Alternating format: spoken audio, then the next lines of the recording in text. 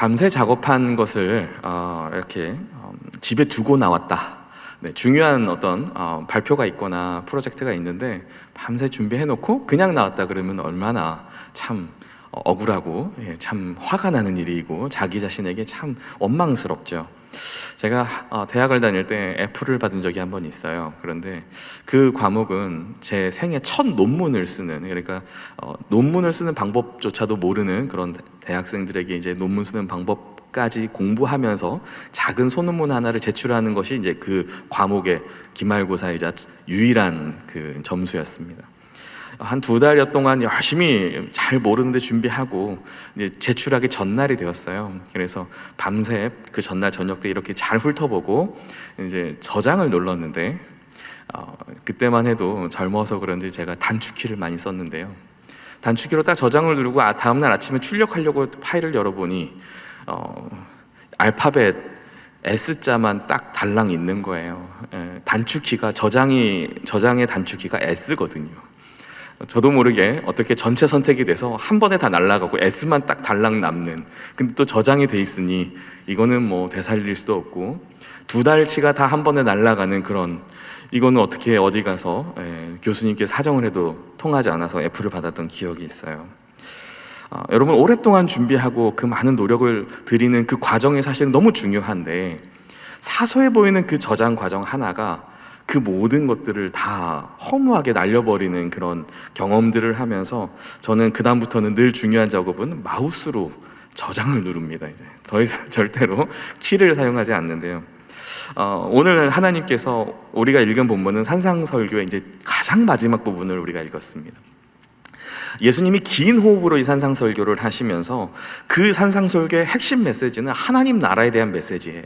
하나님 나라와 하나님 나라의 백성은 어떤 사람이 되어야 될 것인가를 정말 긴 호흡으로 설교하셨는데 그 주옥 같은 수많은 내용들의 마지막 부분에 있어서 하나님 나라의 백성다움을 잘 행하고 살아내는 것, 이것이 정말 중요하다는 얘기를 오늘 하시는 것이에요. 그렇지 않으면 이 아무리 중요한 앞선 훨씬 더 중요해 보이는 심령이 가난한 자, 너희는 이렇게 기도하라 하면서 주기도문 알려주시고 우리가 다 아는 황금률이라고 부르는 너희가 받고자 하면 받고자 원하는 대로 주라는 이런 주옥과 같은 수많은 말씀들이 너무 중요하지만 그 수많은 말씀들을 아는 것만큼 중요한 것은 그것을 행하는 것이다 라는 얘기를 오늘 사실은 하고 싶은 게 이 본문 말미에 산상수훈 마지막 부분에 주님께서 강조하시는 강조입니다. 특별히 21절 오늘 시작 부분 첫 말씀 보시면 나더러 주여 주여 하는 자마다 다 천국에 들어갈 것이 아니요 다만 하늘에 계신 내 아버지의 뜻대로 하는 자라야 들어가리라. 이 21절이 말씀하는 것은 상상설교는 사실상 천국 백성에 대한 설교인데 행함이 없으면, 행하지 않으면 정작 천국에 들어갈 수 없다, 이것을 천명한다는 것이죠. 말씀을 듣고 그것을 깨닫고 아는 것이 너무 중요하지만 사실 지적 동의 수준으로 우리의 신앙생활을 한다면, 무언가 대단히 깊은 어떤 진리가 있는 것을 깨닫는 우리의 지적 유의 정도로만 우리가 신앙생활을 이해한다면 모든 것을 잃는 것 같다라는 말씀을 하고 계십니다. 여러분, 왜 행함, 순종이 이렇게 강조되어야 할까요? 순종하지 않는 믿음은 사실은 그 믿음을 가짜로 만들어버리기 때문입니다. 우리가 너무나 잘 아는 말씀처럼 행함이 없는 믿음은 죽은 믿음이라고도 말씀하시죠. 산상수훈의 말씀을 들었다면, 이 주옥과 같은 하나님 나라에 대한 하나님의 말씀을 다 들었다면 세상과 다른 천국 백성다운 다름을 행함으로, 그의 믿음을, 그것을 순종함으로 반드시 따라 행해야 그 믿음이 진짜로 증명이 된다는 것이죠. 이 귀한 진리를 깨달았다면 우리가 2주 전에 보았던 것처럼 좁은 문을 열고 그 좁은 길을 걸어내는 순종이, 열매로 알리라고 말씀하신 것처럼 열매를 맺어내는 순종이, 성품의 열매, 행실의 열매를 맺어내는 그 행함이 반드시 따라 나와야 된다는 것이죠. 그래서 21절을 다시 보십시오. 뭐라고 합니까? 주님이 나더러 주여 주여 하는 자마다 다 천국에 들어가지 못한다. 여러분, 한국교회가 자랑하는 것이 뭐죠? 주여 삼창입니다. 어떤 부흥사들은 주여를 2번만 부르면 하나님이 응답을 덜 해주신다라고까지 농담하면서 어떻게든 삼창을 하게 만들어내죠. 한국교회가 전 세계 기독교에 참 많이 남긴 유산들이 있는데 그 중에 딱 두 가지가 있다면 새벽 예배와 이 주여 삼창에 기도하는 문화일 겁니다. 그런데 오늘 21절에 주님이 주여 주여 하는 자마다 다 천국에 가는 건 아니다 이렇게 말씀해 주세요. 여기서 주여 주여라는 것은 어떤 걸 의미하는가? 오늘 문맥에 보면 우리가 오늘 보진 않았지만 이미 앞에서 우리가 한번 살펴보았던 15절에 등장하는 거짓 선지자들의 행태를 풍자하신 것 같아요. 그들이 어떤 방식으로 이 양들 사이에 존재했습니까? 그들은 노략질하는 이리들이었는데 양의 옷을 입고 이 양들 사이에서 존재했어요. 그 방식을 주여 주여로 풍자를 하신 것이죠. 주여 주여라는 것은 주님을 부르는, 아주 자신 있게 부르는, 호기롭게 부르는, 확신에 차서 부르는 그런 어떤 부르짖음을 우리에게 상징하는데요. 그 부르짖음 속에 어떤 메시지가 담겨 있습니까? 주님은 내 편이시다. 주님은 내 기도를 들어주신다. 내가 하는 말이 정말 주님의 말이다라는 그 확신이 이 주여 주여를 외치는 거짓 선지자들의 그 사역의 모습 속에서 우리는 드러나는 것이죠. 그런데 이런 사람들의 설교 들어보면 어떻습니까? 대부분 설교의 내용이 하나님의 말씀을 참 깊이 있게 강론하기보다는 내가 하나님께서 나를 얼마나 사랑하시는지 자기를 통한 사역을 끊임없이 자랑하기 바빠요. 그리고 하나님께서 나에게 이런 말씀을 주셨습니다라는 그런 표현을 너무나 스스럼 없이 강단해서 사용합니다. 그러니까 듣는 사람들로 하여금 어떤 마음을 들게 하죠? 저분의 말은 곧 주님의 말씀이겠구나 라는 그런 착각에 빠지게끔 그렇게 자꾸 설교를 하는 것이죠. 이렇게 열매 없이, 어떤 성품이나 행실의 열매 하나도 없이 호기롭게 외치는 주여 주여는 한마디로 자기를 드러내는 얘기입니다. 나는 성공한 사역자다. 내 말은 하나님도 들어주시는 그런 하나님의 말씀에 준한다라는 그러한 말의 축약형이라고 할 수 있겠습니다. 그러나 우리는 그러한 주여 주여를 호기롭게 외치는 이 시대의 거짓 선지자들을 바라보면서 꼭 알아야 돼요. 성품이 다뤄지지 않아도 얼마든지 그렇게 할 수 있다는 것이죠. 삶이 뒷받침되지 않아도 얼마든지 사람들에게 그럴듯한 말과 확신이 넘치는 메시지를 통하여서 주여를 외칠 수 있는 것이 바로 사람이라는 것입니다. 주여를 외치는 것 자체가 잘못되었다는 말이 아닙니다. 성공적인 사역과 확신 있는 사역, 열정에 찬 설교 자체가 문제가 아니라 그것을 전하는 자가 행함이 뒷받침되지 않은 채, 그 행함이라는 것은 대부분 무엇이죠? 자기를 연단하고 자기를 부인하는 과정을 겪어내면서 사실은 우리가 주의 말씀을 결국 순종해내는 자리로 가게 되는 그 과정이 말하는 것인데, 그런 과정 없이 말로만 주님과 나의 친분을 과시하고 주님이 나에게 특별한 은혜를 부어주시는 것처럼 그렇게 사역하는 것, 이게 바로 주여 주여를 외치는 오늘 주님이 풍자하는 자들을 가리키는 말입니다. 22절에 등장하는 자들은 참 저도 부럽습니다. 이런 사역자들은 참 탁월한 사역자들 같아 보여요. 22절 보시면 그날에 많은 사람들이 나더러 이르되 주여 주여 우리가 주의 이름으로 선지자 노릇하며 주의 이름으로 귀신을 쫓아내며 주의 이름으로 많은 권능을 행하지 아니하였나이까. 여러분, 이 말씀 한 구절 한 구절 뜯어보십시오. 얼마나 놀랍습니까? 어떤 사역자가 주의 이름으로 귀신을 쫓아내고 선지자 노릇을 하고 권능을 행합니다. 여러분, 사역자가 사역 현장에서 이런 퍼포먼스를 보여주면 그 사역자는 평가할 것이 없지 최고의 사역자라고 사람들이 여기지 않겠어요? 그런데 23절에서 그런 사람들을 가리켜서 너무나 무섭게도 내가 너희를 도무지 알지 못한다. 내가 너희를 도무지 알지 못한다 이렇게 말씀하신다는, 사실 좀 상상해보면요 너무나 끔찍한 말씀이에요. 나는 정말 주의 사역을 한다고 사역을 해왔는데, 나는 주의 이름을 불러가면서 주님의 일을 주께서 나를 부르신 사역자라고 그렇게 사역을 했다는데 주님은 심판대 앞에서 내가 도무지 너를 모른다라고 그렇게 얘기하신다는 거예요. 얼마나 비극적인 인생이고 정말 안타까운 삶입니까? 사랑하는 성도 여러분, 우리가 주님이 우리를 모른다고 하시는 것이 얼마나 두렵고 우리에게는 얼마나 소망이 없어지는 말인지, 이 땅을 살면서 얼마나 대단한 사역을 했는가가 무슨 소용입니까? 주님이 나를 모르신다는, 우리가 믿음 생활을 하면서 신앙 생활을 하면서 어떤 일들을 했는지가 무슨 소용이에요? 주가 우리를 몰라보신다는. 우리가 주 앞에 설 때 우리는 주님을 알아볼 뿐 아니라 주님이 우리를 영접하러 나오심을, 우리가 그 주님의 품 안에 들어가야 함을 우리는 반드시 경험하고 그 은혜 가운데 참여해야만 합니다. 주께서 그러할 때에 내가 너를 향하여서 내가 너를 참 잘 아노라, 어서 와서 나의 잔치에, 나의 즐거움에 함께 참여하자고 주님이 우리 손을 잡아서 이끌어 주시는 것, 이것은 우리가 모두가 다 꿈꿔야 될 우리의 소망이지요. 우리가 주님 앞에 설 때 주님이 나를 알고 내가 주님을 안다는 것은 이 땅을 살면서도 주님과 우리와의 관계가 서로 아는 관계라는 사실을 전제합니다. 즉, 주님을 모른 채 선지자 노릇을 하고 귀신을 쫓아내며 많은 권능을 행해도 그것이 주님과 아무런 상관없는 관계 속에서 되어지는 일이라면 그것은 자세히 뜯어보면 주님을 위한 일이 아니었고 사실은 자기를 위한 일에 불과했다는 거예요. 그러니 주님께서 내가 도무지 너를 알지 못한다 말씀하시는 겁니다. 23절은 동시에 주님은 이런 자들을 가리켜서 불법을 행한 자들이라고도 말씀해 주세요. 여러분, 무엇이 불법입니까? 오늘 이 사람들의 사역을 하나씩 보십시오. 다 주의 이름으로, 다 주의 이름으로, 다 주의 이름으로 선지자 노릇을 하고 권능을 행했다라고 나옵니다. 무엇이 불법이냐면 주의 이름을 도용한 것이 불법입니다. 그들은 주여를 주여를 외치면서 사역을 했다고 하지만 사실은 주님의 방법대로 사역한 것이 아니라는 거예요. 너희는 내 방법대로 사역한 적이 없고 너희는 주의 일을 했다고 하지만 내 말씀대로 나의 뜻대로 행한 것이 하나도 없다라고 호통을 치시는 것이 바로 불법을 행했다라는 말씀이신 거죠. 그러니 우리가 이 땅을 살면서 주의 일을 감당할 때, 특별히 저와 같은 사역자가 주의 일을 감당할 때 그것을 얼마나 잘했느냐는 얼마나 무의미한지를 알 수 있습니다. 주님은 정말 계산이 정확하신 분이신 것 같아요.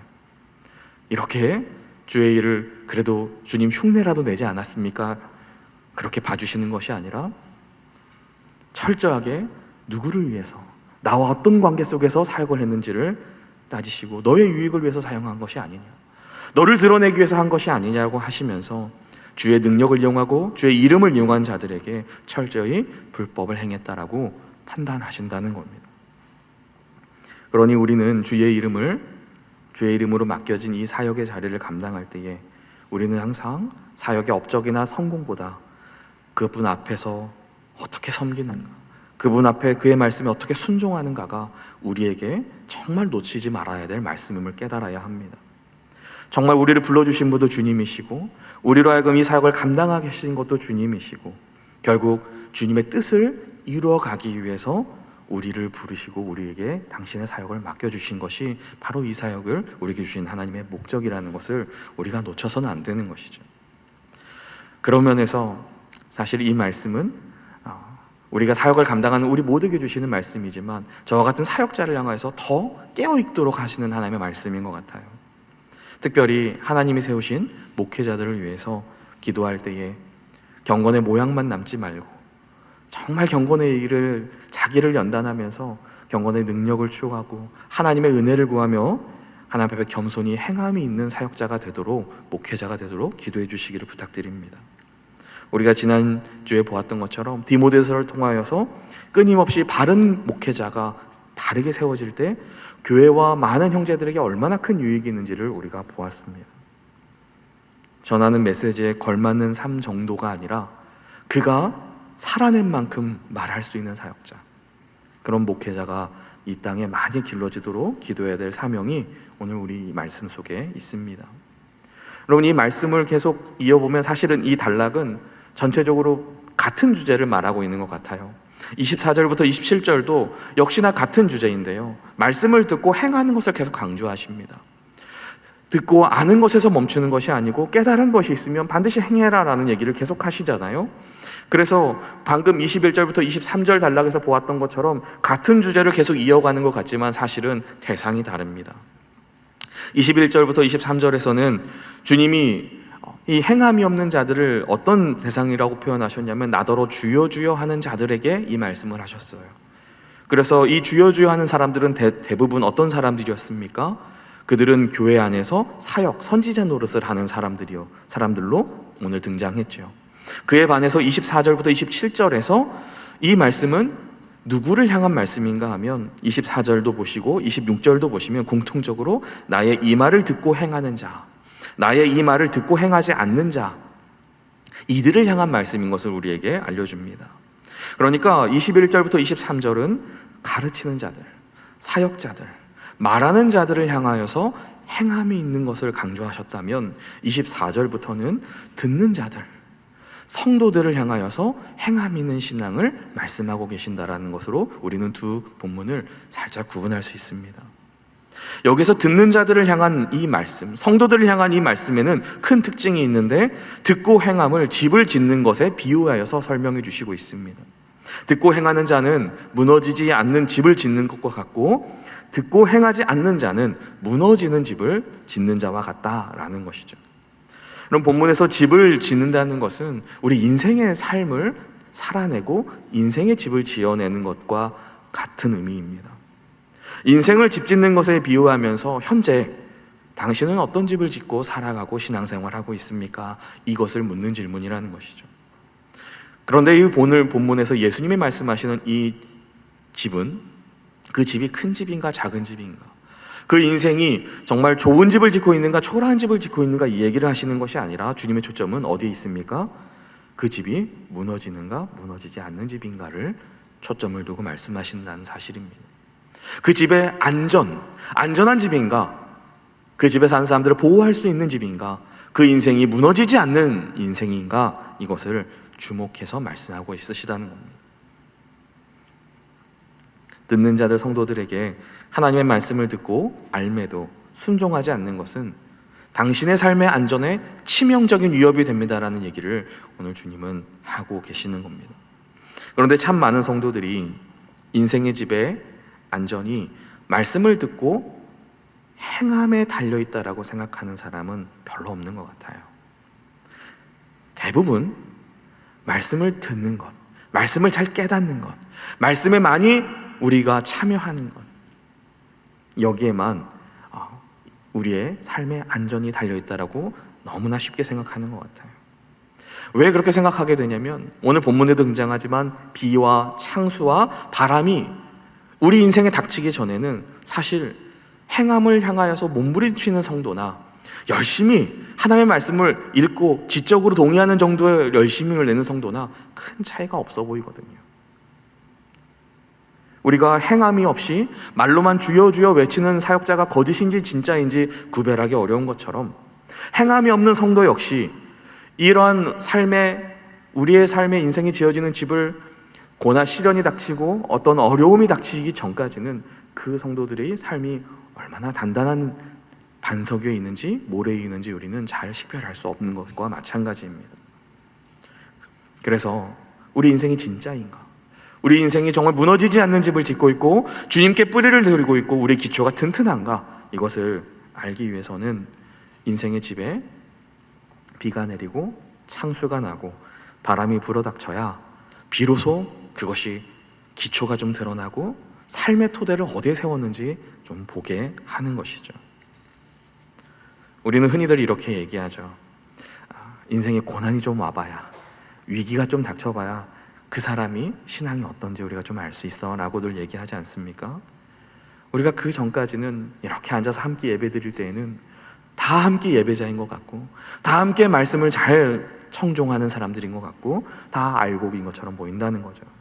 사랑하는 성도 여러분, 행함이 있는 신앙생활을 해도 비와 창수와 바람은 여전히 불어와요. 듣기만 하고 순종을 게을리해도 마찬가지예요. 얼마나 많은 사람들이 예수를 그저 인생의 시련을 피하고 주님이 이러한 시련과 고난으로부터 우리를 구원해 주시기만을 바라면서 주님을 믿고 있는지 모르겠어요. 여러분, 그런데 우리가 경험하는 진실은 무엇입니까? 예수를 믿기 시작한다고 주님이 우리 인생의 시련을 막아주시는 것이 아니라 도리어 오늘 말씀을 보면 시련은 누구에게나 찾아오고 이 시련을 피하는 것이 신앙생활이 아니라 삶에 찾아오는 이런 고난과 시련에도 불구하고 정말 이 말씀이 진짜라고 믿고 우직하게 그 말씀대로 행하고 순종하는 삶이 바로 반석 위에 집을 짓는 것과 같은 그 어떤 시련에도 흔들리지 않고 견뎌낼 수 있는 무너지지 않는 인생을 사는 삶이다라는 것을 깨닫게 하는 것입니다. 이것이 바로 주님이 보호하시는 삶이고 안전한 삶이라는 것이에요. 여러분, 행함은 이토록 결정적인 것입니다. 행함은 정말 너무나 중요한 것이에요. 우리가 말씀을 행한다는 것은 어떤 것이냐면 예수님이 내 삶의 주인 되심을, 우리가 주 되심을 드러내는 것입니다. 여러분, 순종한다는 것은 이 말씀이 정말 살아계신 주님이 내게 말씀하셔서 주님이 나의 주인 되어주시고 반석이신 예수가 내 삶의 주인 되심을 우리가 만천하에 드러내는 일이 바로 순종과 행함이 상징하는, 가지고 있는 의미입니다. 또한 우리가 순종하게 되면요, 우리가 행하게 되면 어떤 일이 벌어지냐면 우리가 성령의 능력을 힘입는다는 것을 말합니다. 여러분, 순종은 너희 힘으로 이 말씀을 좀 살아봐, 이런 얘기가 아닙니다. 내가 말을 했으니, 깨달았으니 좀 힘을 내서 노력 좀 해봐, 이렇게 우리로 하여금 그 모든 행함의 책임을 떠넘기시는 것이 아니라, 우리는 말씀대로 살 수도 없고 주님 저는 연약해서 능력이 없어서 순종할 힘이 없어요 라고, 그렇게 하나님의 순종과 하나님의 기대에 훨씬 더 못 미침에도 불구하고, 그럼에도 불구하고 저는 주님의 말씀대로 믿고 순종하면 될 줄 믿습니다 라고 고백하면서 주 앞에 겸손을 드리고 순종을 드리며 나아갈 때 성령께서 우리에게 우리의 부족한 그 순종을 채우시고 당신의 능력으로 우리를 채우심을 경험하는 것이 순종에 담긴 놀라운 하나님의 은혜라는 거예요. 여러분, 성령이 언제 우리 삶에 개입하십니까? 이것은 내가 할 수 없습니다, 나는 연약해서 주님 할 수 없어요 라고 하는 사람들에게는 성령의 능력이 임할 기회가 없어요. 성령께서는 연약함에도 불구하고 그럼에도 말씀은 반드시 이루어집니다 라고 고백하는 성도에게, 그 말씀 앞에 정말로 말도 안 되는 그 순종으로 자기의 삶을 드리는 그 성도에게 하나님은 개입하시고 역사하신다는 것이죠. 사랑하는 성도 여러분, 이 주옥과 같은 산상설교, 하나님 나라에 대한 말씀은 그 말씀 자체로도 아무리 강조해도 지나치지 않아요. 우리는 그래서 주야로 성경을 묵상하고 끼고 읽어야 합니다. 연구해야 해요. 그런데 행함을 강조하는 것은 이것을 부정하는 것이 아니라, 이 행함은 우리가 믿고 깨달은 그 말씀을 우리로 하여금 우리의 삶을 반석 위에 두고 우리를 단련처럼 점검하는 그러한 작업을 하는 것이 행함입니다. 우리가 듣고 알고도 우리는 어떤 존재이냐면 다시 가짜로 전락할 수 있는 존재이기 때문입니다. 우리를 영원히 변하지 않는, 흔들리지 않는 그 반석 위인 말씀 위에 우리를 세우는 것은 바로 행함이 가진 힘입니다. 여러분, 행하지 않는 것은, 어떤 신학자가 이렇게 얘기했어요. 거울을 보고 분명히 씻어야 되는 것을 알면서도 씻지 않는 것과 같다. 이게 바로 모래 위에 집을 짓는 사람들의 심리이겠죠. 여러분, 이 땅의 성도와 교회가 분명 세상보다 훨씬 더 선하고 우리는 훨씬 더 나은 부분이 많음에도 끊임없이 세상의 교회를, 그리고 그리스도인들을 비난하는 이유가 무엇인가요? 그것은 우리가 고백하는 신앙과 행함이 너무나 다르기 때문이죠.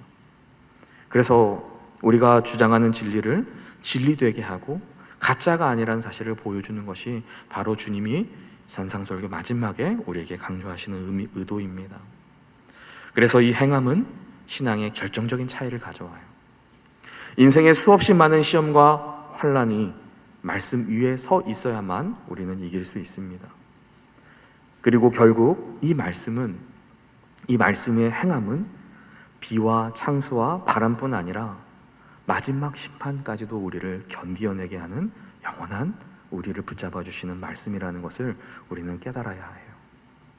그래서 24절은 이렇게 말씀하는 겁니다. 나의 이 말을 듣고 행하는 자는 그 집을 반석 위에 지은 지혜로운 사람 같도다. 여러분, 말씀대로 살려고 발버둥 치는 사람은 유별난 사람이 아니라 정말 지혜로운 사람인 거예요. 이 땅에서 하나님 앞에서도 영원히 변함없이 나를 붙들어 줄 것, 흔들리지 않고 우리가 뿌리를 내릴 수 있는 것, 우리가 붙들고 살아가도 우리가 실망하지 않는 것은 바로 이 하나님의 말씀을 행하는 것이기 때문입니다. 여러분, 사람들이 왜 무너질 것을 알면서도 모래 위에 지을까요? 아마 쉽게 짓고 빨리 지으려고 하는 것 때문일 겁니다. 한때 순살 아파트가 우리가 참 언론에 많이 떴었는데요. 여러분, 왜 그렇게 지어요? 어려운 여건과 이런 자금의 어려움이 있었겠지요. 그런데 이윤을 보면서도 동시에 빨리 지어내는 방법은 그렇게 하는 방법밖에 없기 때문에 그렇죠. 여러분, 반석 위에 집을 짓는다는 것은 오래 걸리는 일이에요. 열매를 맺는 것과 같은 얘기입니다. 말씀으로 순종하고 살아간다는 것은 사실은 간단한 일이 아니죠. 잘 되지 않음에도 수많은 실패와 수많은 한계를 내포하고 있는 말이 사실은 반석 위에 집을 짓는 행위입니다. 그런데 여러분, 이렇게 예수 믿으면 오래 걸리는 것 같지만 오래 걸리는 성품의 변화가 서서히 찾아옵니다. 정말 더딘 것 같고 정말 하나님이 나와 함께 하시는가, 우리가 참 지치기 쉽지만 쉽게 바꿀 수 없는 우리의 내면 세계가, 우리의 마음이 하나님의 천국의 질서로, 천국 백성 다음의 성품으로 우리를 변화시켜 나가는 것이 바로 이 오래 걸리는 반석의 집을 짓는 일입니다. 행함이 있는 삶은 하루아침에 이루어지지 않는다는 것을 말합니다. 그러니 당연히 미루어둘 영역이 아니에요. 나중에 가서 할 일이 아닙니다. 반석을 깨고 열심히 기초공사를 열심히 해야 될 오래 걸리는 일들입니다. 여러분, 언제 비와 창수와 바람이 불어닥칠지 몰라요. 여러분, 비는 위에서 내리는 것이고 바람은 옆에서 부는 것이고 창수는 물이 밑에서부터 아래서부터 차오르는 것이죠. 우리 인생의 모든 영역에서 언제 우리를 뒤집어 엎는, 우리를 흔드는 문제가 찾아올지 모릅니다. 그런데도 불구하고 주님은 이렇게 말씀하세요.